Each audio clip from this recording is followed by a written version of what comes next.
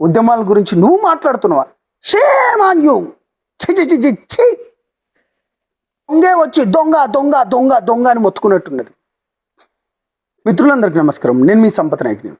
కేటీఆర్ ఎంత దుర్మార్గుడో ఒకసారి ఈ వీడియో చూడండి. కేటీఆర్ గారు ఒక టీవీ ఛానల్కు ఇంటర్వ్యూ ఇస్తూ ఏంటంటే జెన్జీ తమ హక్కులను సాధనకయ్యటం నేపాల్లో ఏ విధంగా వాళ్ళ ప్రభుత్వాన్ని కూలదొస్తారో ఆ విధంగా వస్తారనుకుంటా మాట్లాడుతున్నారు. బాగానే ఉంది. మరి కేటీఆర్ నువ్వెంత దుర్మార్గుడువో ఈ కొన్ని వీడియోలు చూపిస్తా, నువ్వు కొన్ని చూడు.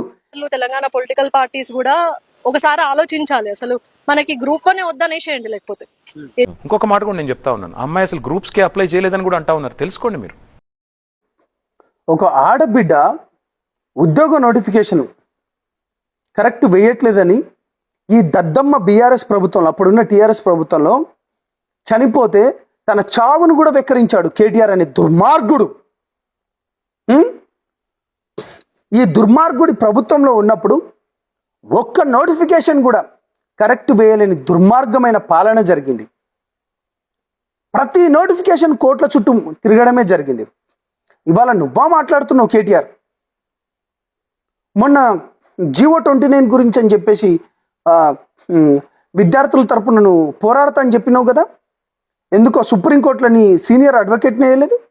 అప్పుడున్న విద్యార్థులతో మాట్లాడితే కనీసం వాళ్ళు ఫోన్ చేస్తే కూడా మొత్తం ఫోన్ కూడా లిఫ్ట్ చేయకుండా స్విచ్ ఆఫ్ పెట్టుకున్నావట. ఏమైపోయింది మరి అది? సుప్రీంకోర్టులకు సంబంధించింది నువ్వు మాట్లాడుతున్నావా?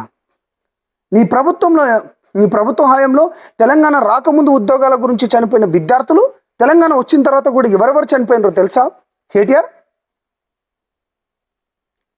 బోడా సునీల్, గొల్ల గణేష్, రమేష్, నా సిస్టర్ ప్రవళిక. నువ్వా ఇయ్యాల మిగతా దేశాల లెక్క ఇక్కడ కూడా వస్తాయని ఉద్యమాల గురించి నువ్వు మాట్లాడుతున్నావా? Shame on you.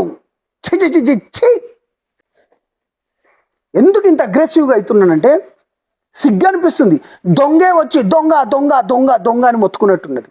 ఒక్క నోటిఫికేషన్ కూడా కరెక్ట్గా కండక్ట్ చేతగానే నువ్వు నీ ప్రభుత్వంలో అనేక ఎగ్జామ్స్ లీకేజ్ల మీద లీకేజ్ అయిన నీ ప్రభుత్వంలో, ఇంటర్మీడియట్ విద్యార్థులు 23 చనిపోయిన నీ ప్రభుత్వంలో, 10th ఎగ్జామ్ కంటిన్యూస్గా పేపర్లు లీకేజ్ అయిన నీ ప్రభుత్వంలో, గ్రూప్ 1 కూడా లీకేజ్ అయిన నీ ప్రభుత్వంలో, గ్రూప్ 2 వాయిదాల మీద వాయిదాలు వేసుకున్న నీ ప్రభుత్వంలో, లెక్చరర్స్ ఎగ్జామ్కి ఏదైతే జూనియర్ లెక్చరర్కి సంబంధించిన ఆ ఎగ్జామ్లు కూడా వాయిదాల మీద వాయిదాలు పడ్డ నీ ప్రభుత్వంలో ఇవాళ నువ్వొచ్చి మీడియా ముందు నువ్వు మాట్లాడుతున్నావు. ఎందుకంటే నీ సీట్ ఖాళీ అయింది కదా. ఇక విద్యార్థులు మేము తీరగా దొరికినాం కదా మా వాళ్ళు. నువ్వు అయ్యేలా మాట్లాడుతున్నావు. ఒక్క ఎగ్జామ్ కూడా కరెక్ట్ కండక్ట్ చేయని దద్దమ్మవు నువ్వు. నీ గ్రూప్ 1 లీకేజ్ల వల్ల 30 లక్షల మంది విద్యార్థులు ఎంతో గోసపడ్డారు తెలుసా? వాళ్ళ ఉసురు తాకదనుకుంటున్నావా ఏంటిది నువ్వు?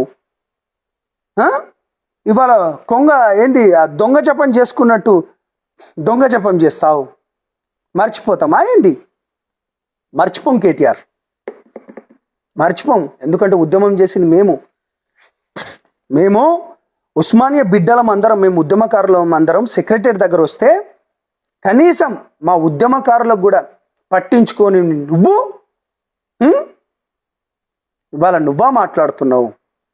కాబట్టి బాజాబ్తాగా కాంగ్రెస్ ప్రభుత్వాన్ని కూడా మేము అడుగుతాం.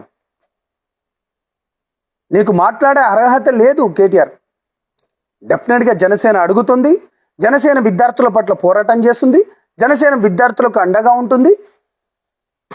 బాజాబ్తాగా చెప్తున్నాం, బడుగు బలహీన వర్గాలకు, పేద వర్గాలకు ఏమైనా న్యాయం జరగాలంటే బాజాబ్తాగా నేను మళ్ళీ చెప్తున్నాను, జనసేన పార్టీతోనే, పవన్ కళ్యాణ్ గారితో నేను తెలియజేసుకుంటూ బీజేపీకి మద్దతు ఇస్తాం. జై జనసేన, జై బీజేపీ. నేను మీ సంపత్ నాయక్ని, జనసేన పార్టీ రాష్ట్ర నాయకులు. థ్యాంక్ యూ మిత్రులారా.